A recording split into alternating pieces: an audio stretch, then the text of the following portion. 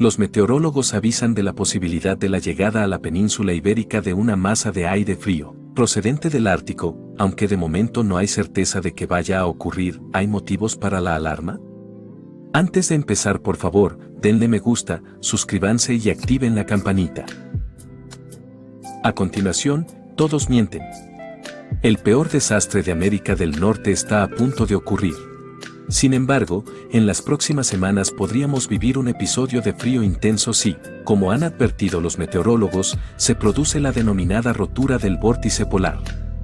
¿Qué es y qué supondrá para España si esto ocurre? Mañana, por cierto, comienza el invierno meteorológico, cuyo calendario es distinto al del invierno oficial pues abarca del 1 de diciembre al 28 de febrero. ¿Qué es el vórtice polar? Es una corriente de vientos muy intensa que suele generarse en invierno y que rodea al Ártico. Se da en la estratosfera, es decir, en las capas altas de la atmósfera, entre los 15 y los 35 kilómetros de altitud aproximadamente, no cerca del suelo, por eso su nombre completo es vórtice polar estratosférico.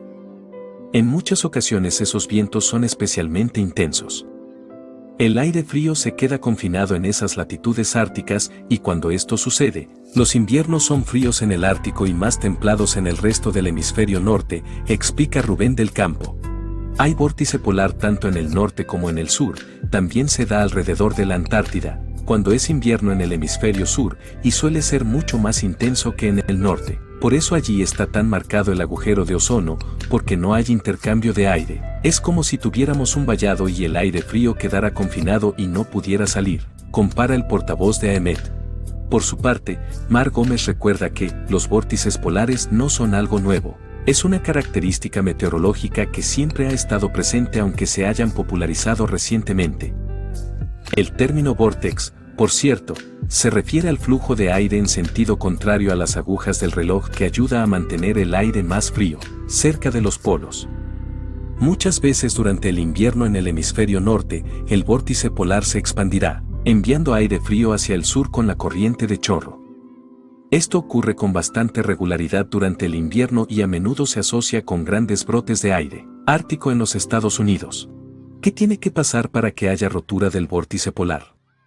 Es un tema complejo, pero a veces ocurre que, por determinadas configuraciones de la atmósfera o situaciones atmosféricas que se dan en invierno en la troposfera, la capa más baja de la atmósfera, que se extiende desde la superficie terrestre hasta el comienzo de la estratosfera, se forma, por ejemplo, un potente anticiclón en Siberia capaz de alterar la circulación atmosférica, pudiendo trasladarse esa perturbación a la estratosfera en forma de repentina subida de la temperatura, lo que llamamos calentamiento súbito estratosférico.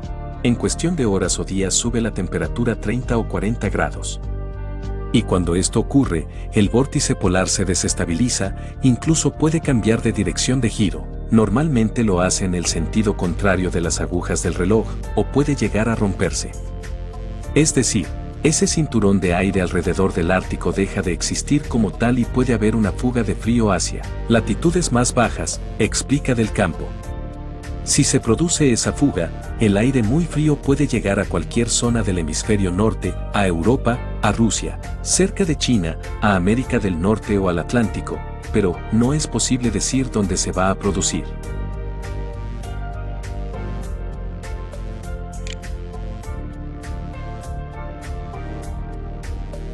¿Qué está pasando este año? Según Del Campo, se está observando este año de forma muy marcada un fenómeno que cada vez es más frecuente. Simultáneamente tenemos un Ártico con muy poco hielo y una zona subártica, al sur del Ártico pero cerca, con mucha más nieve de la habitual en estas fechas, el máximo en 56 años. Aunque puede parecer contradictorio que haya más nieve en el hemisferio norte en un contexto de calentamiento global, al estar el Ártico más caliente y con mucho menos hielo, hay más facilidad para que haya evaporación de agua en los océanos árticos, lo que se traduce en más nevadas en las zonas continentales próximas. La nieve, añade, es como un gran espejo.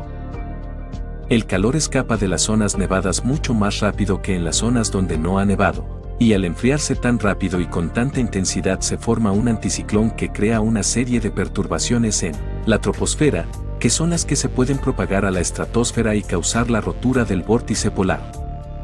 ¿Cuándo sabrán si se va a romper el vórtice polar y si va a afectar a España? Lo que vemos es que el vórtice polar estratosférico está fortalecido, aunque podría debilitarse a mediados de diciembre, aún no lo sabemos. Si nos referimos al vórtice polar troposférico, en ese caso sí tenemos una situación que apunta a una cierta ruptura. El vórtice polar se vería afectado por el bloqueo atmosférico ruso-escandinavo, que probablemente se propague hacia el Ártico y Groenlandia en próximas jornadas.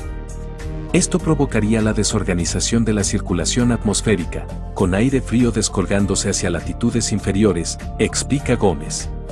Sin embargo, la meteoróloga señala